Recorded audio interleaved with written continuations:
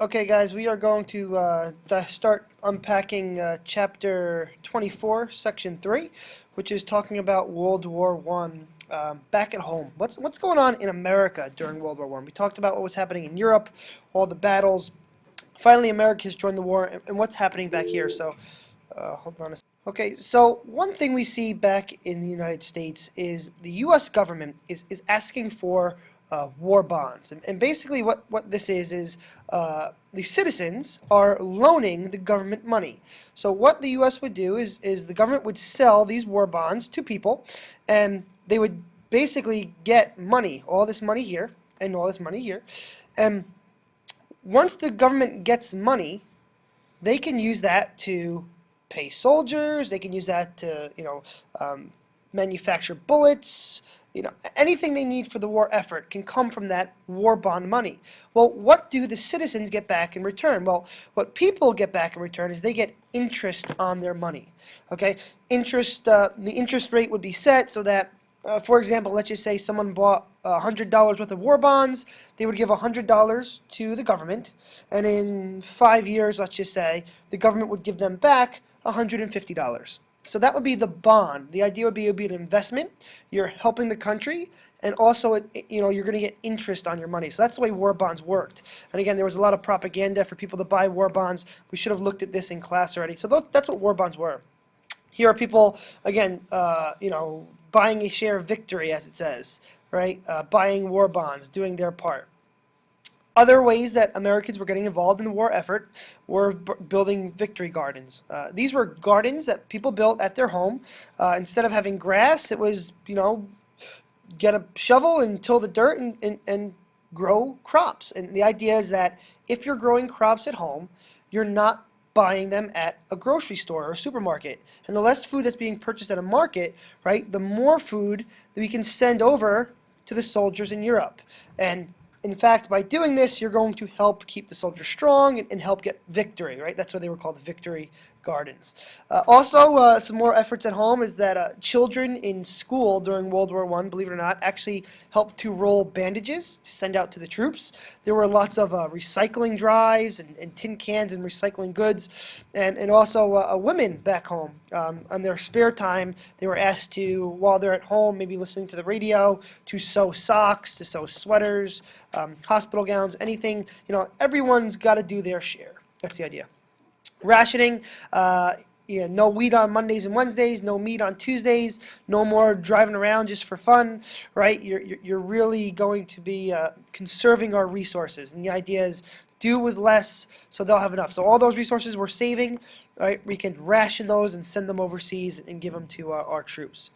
What's interesting during World War One is that the United States of America creates 3 national boards, and what these boards do is they actually take control over the economy, and which is very interesting because our government doesn't control our economy. We have like a free market system, but during World War One, there were 3 areas in particular that the U.S.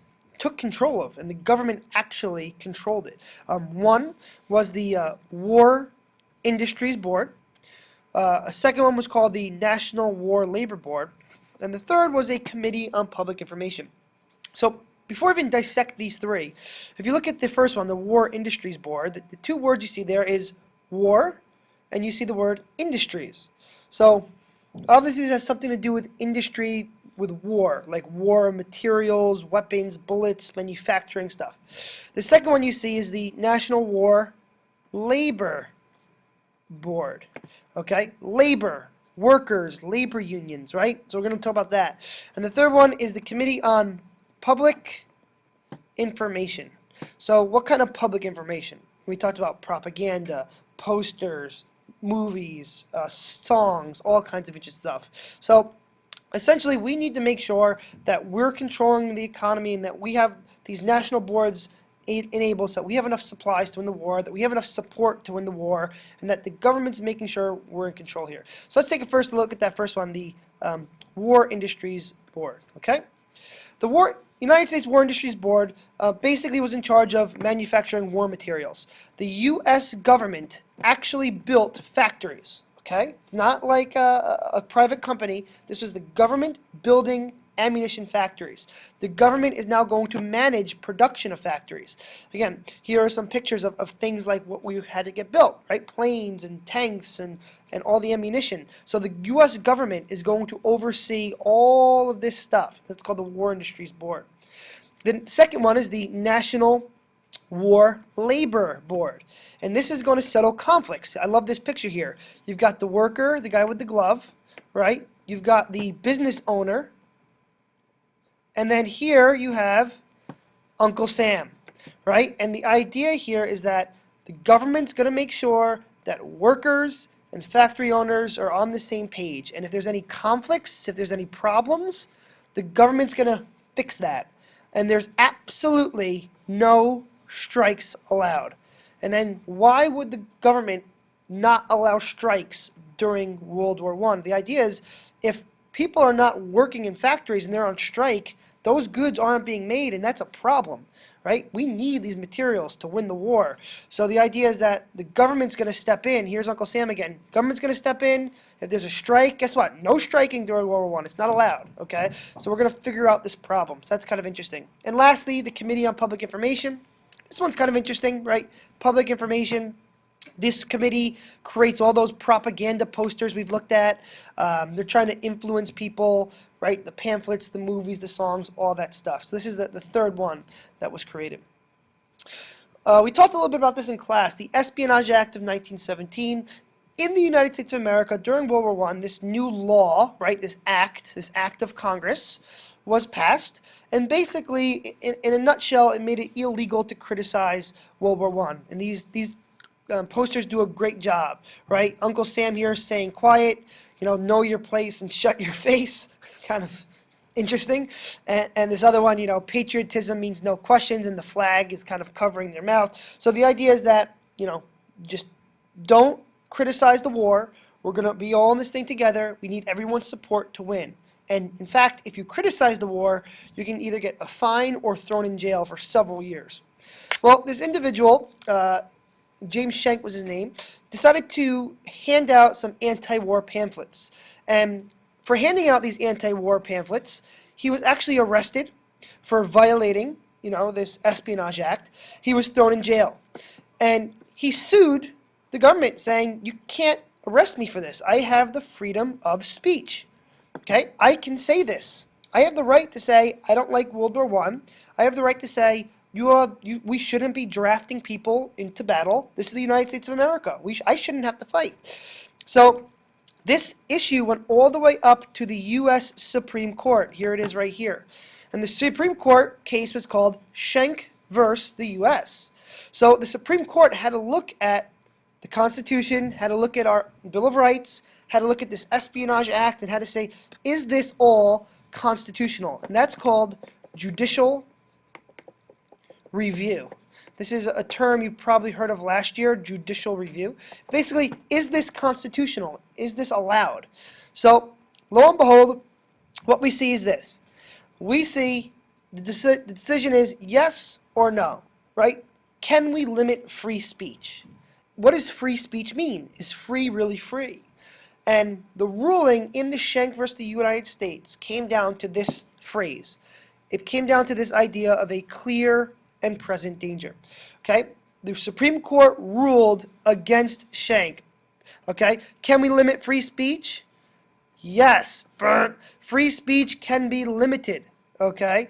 So we can limit free speech. And here was what they said. They said, Justice Wendell Holmes said, the question in every case is whether the words used are in the circumstances to create a, quote, clear and present danger. And he goes on to also say that if there is a clear and present danger, your free speech can be limited. So basically it says free speech can be limited.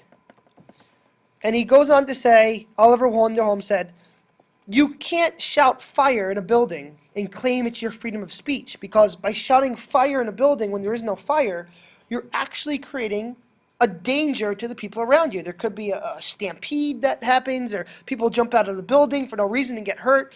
So your freedom of speech doesn't protect you from that.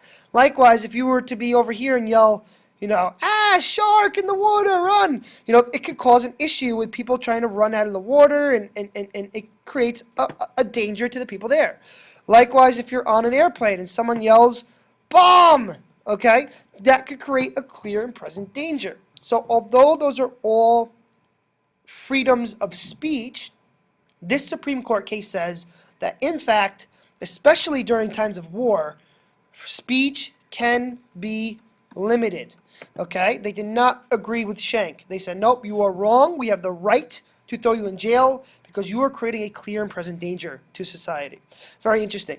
One last thing before we kind of wrap up here. This is going to be a pretty quick one. In 1918, there was this thing called the Spanish flu or influenza. And actually, this flu was a result of World War I. This flu was able to reach 6 continents. Now, how is that possible that a flu reaches 6 continents? Well, you got to remember, in World War I, it's a worldwide event, and there are people from all over each continent all fighting together and fighting in allied forces. So the whole world is almost like intermingling, and this flu spreads very quickly all around the world. And in fact, it's estimated that the amount of deaths from this flu was about 50 million. Okay? 50 million. This flu was more deadly than World War I was. United States of America, it's believed that over 500,000, over 500,000 deaths due to the Spanish flu. It's actually believed that 500 million people around the world were infected with this flu. 500 million is astounding. And actually, at one point, 1 in every 4 Americans were infected by the Spanish flu. Here you can see this is a notice in America that all schools, okay, would be closing. Okay, they closed down schools. Kids weren't allowed to go to school because the flu was so bad. There was no treatment for this. We didn't have a vaccine yet. The only way to do it was to basically take these infected people, put them in these big rooms like this, and kind of like this, and hope that they got better and didn't die. People didn't really know what to do. It was a really, really, really bad epidemic. Again, here you see people starting to wear, masks around and things like that. So what's really interesting is that Spanish flu is going to spread throughout the country. One last thing I forgot to mention, I might run out of time, and if I do, we'll get this in class. There was also something else happening in America where there was this migration. It was called the Great Migration. It was basically this movement of African Americans, right, who are moving up to the north to get jobs. We talked about women getting factory jobs. Well, a lot of African Americans are down south, and during World War I, the people get recruited to go to Europe. Well, women take their jobs, and when they come back, okay, African Americans, okay, are also taking these jobs. So they're moving up north to get jobs. In this, they called it the Great Migration because so many African Americans start moving up north. And again, here you can see a map of the Great Migration. So again, many African Americans are down south, right, former slaves, and they're moving this way north to go get those factory jobs, all right, that were left back. And this is going to cause an issue because when the soldiers come back from World War I, they're going to find that their jobs are taken by women and their jobs are taken by African Americans, and it's going to cause some tension. But we'll talk about that after World War I. All right, guys, hope you liked the video. That's it for today, and we'll catch you next time. Thanks.